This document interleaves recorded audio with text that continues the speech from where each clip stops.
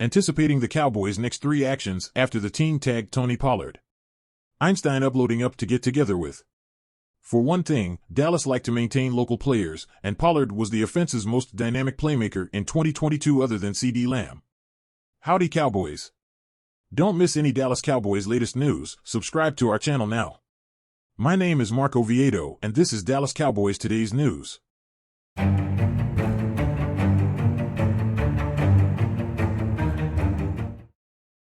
Play smarter on Stake. The Cowboys will tag Pollard if the two parties do not reach an agreement on a long-term contract by Tuesday's deadline, according to NFL Network. That is precisely what occurred, with Pollard joining a lengthy line of Cowboys who have gotten the franchise tag in recent years, according to ESPN. DeMarcus Lawrence was notoriously tagged in 2018 and 2019 before signing a long-term agreement, while Dak Prescott was tagged in 2020 and was slated to be tagged again in 2021 before signing his own contract.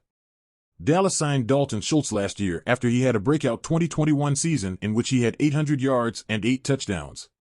While supporters should rejoice that Pollard will be back for another season, the front staff cannot afford to let up on the gas pedal. Free agency begins next Monday, and fans should expect a flurry of activity in the coming days. With those thoughts in mind, let's try to predict the Cowboys' next three actions after Tony Pollard's franchise tag. Number 3, release Ezekiel Elliott. If we're being honest, cutting Elliott after last season would have been a valid discussion. The Cowboys would never have contemplated it, and the dead money associated with such a trade would have made it impossible, but Elliott's catastrophic collapse in 2022 did not come out of nowhere. During his first season, Elliott's yards per game have decreased. His productivity has also plummeted. He hasn't averaged more than 4.2 yards per attempt since 2019, his previous Pro Bowl appearance, and he failed to reach the 4.0 mark this season. Even at a lower salary, bringing Zeke back makes no sense. By classifying him as a post-June 1 cut, the organization would save $10.9 million on the cap. With Pollard back and ready to handle the majority of the carries, Dallas has to release Zeke and pick a running back to reset the money at the position. This front office has previously underwhelmed. It is a significant understatement. But we have a feeling they've seen the light with Elliott. Number 2, sign Odell Beckham Jr. in exchange for Brandon Cooks. As exciting as it would be to see DeAndre Hopkins with a star on his helmet, the Chiefs are considered the front-runners to sign him, and considering his estimated price tag, numerous clubs are likely to be in the mix. Let's be honest, people. When was the last time Dallas engaged in a bidding war? According to the Dallas Morning News, the Cowboys are looking for an impactful addition to their offense, and it appears like Beckham Jr. or Cooks will eventually play that role. For starters, Dallas was interested in both players only a few months ago. They came close to acquiring Cooks from the Texans at the trade deadline, but his $18 million guaranteed contract for the 2023 season frightened them away. According to reports, Houston is shopping Cooks again, and the Cowboys are likely intrigued. With a better grasp of the wide receiver market, hopefully, and Cooks having a whole offseason to adjust to the scheme, it wouldn't be unexpected if the 29-year-old ended up in Dallas.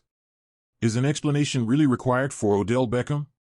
Jerry Jones repeated the team's interest in Beckham during the Combine, and Beckham is one of the top slant runners in the previous 20 years, and Mike McCarthy's teams have traditionally used a lot of slants in the passing game. Cooks or Beckham to Dallas? Make a reservation. Number 1, modify Tyron Smith's contract. Jerry Jones talked to reporters at the Combine and effectively ruled out cutting Tyron Smith. That's definitely the proper decision, considering that you can never have too many offensive tackles, or lines in general, and it's nearly impossible for a starting unit to go the entire season without an injury.